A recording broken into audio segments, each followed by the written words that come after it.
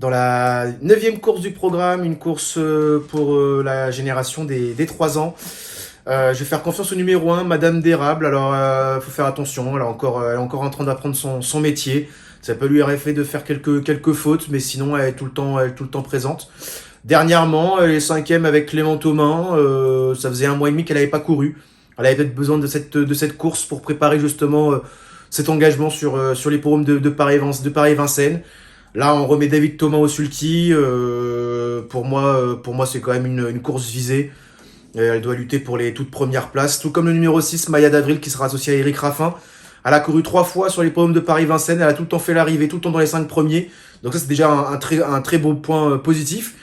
Et dernièrement, c'était bien sur la courte distance, où elle avait pris une 2e place dans une réduction kilométrique qui est plutôt intéressante avec Franck Nivard. Et auparavant, elle avait fini 5e sur la distance en 1,16,5.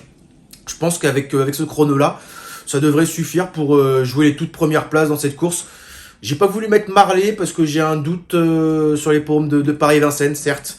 Il reste sur plusieurs succès, mais j'attends de voir confirmation justement dans le temple du trot pour lui faire confiance une autre fois. Voilà, vous savez tout concernant cette course plutôt ouverte.